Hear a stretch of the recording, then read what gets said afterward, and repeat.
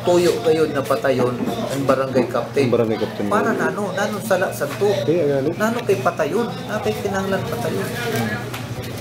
May nadamay pa na May nadamay pa na bata. Oh. Isa 12 anyos. Nano kay nangyayari ini sa nano na nangyayari sa aton.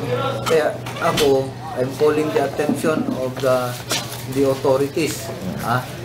An aton provincial director bago kag sa Department of Justice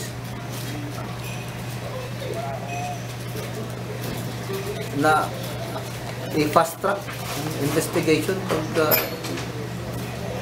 bring the culprits to justice. Hasta na dili sila nakahin solusyon o kundi kumaudong na dili na ini na insidente na tututukan naton kinahanglan ma-resolve barangay kung matapos ini maaraman naton kung ano ba talaga ang kausa sa ng mga inan brutal and unnecessary mga senseless killings mga lugarin pero hadlok ang mga tao dili man dapat na nangyayari sa isang na lugar sa isang na komunidad haliw tayo na nakahadlok dapat maliway malipay ang mga tao matawhay ang pag-iisip aday na kahadlukan so nano ina itawagan nato ng otoridad minsan dapat na aksyon para masulbad na ina mismo na insidente na pangyayari magiging liabi na sa punano ang kamutangan sa ng mga barangay nila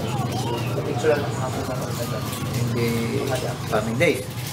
So likewise ito para sa pangyari sa ambus kan Mayor RJ nano ito nano na yan ang status ang napatay na barangay captain dito sa Placer nano ito kinahanglan magkaararaman natin kung nano ina ng mga klase simparatayan kinahanglan usad dun isulba dun sa mga kapulisan kung nano kay dili minda nasusulban nano kay nangyayari na nagakulang ba sila sa intelligence inan personnel budget tanan dapat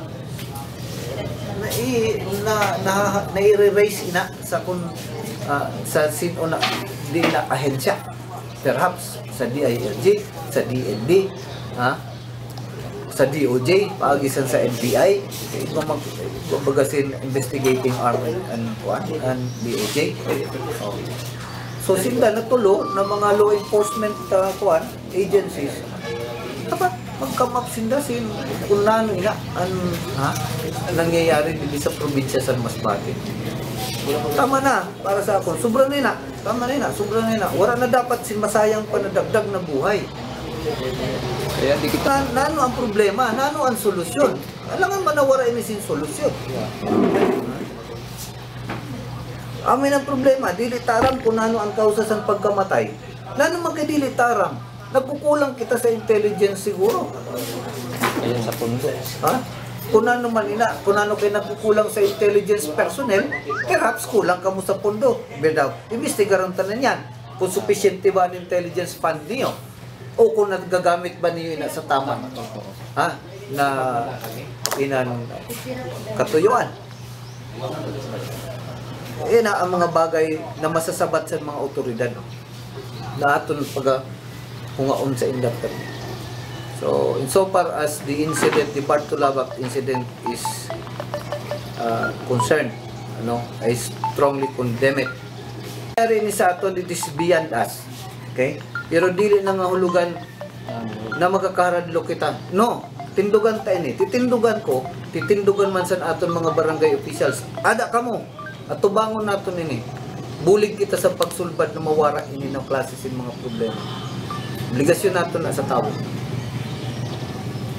Amo na sa akong ang ginapalaog ko lang sa akong mga kababayan sa First District na permi nagatindog ako para sa tama.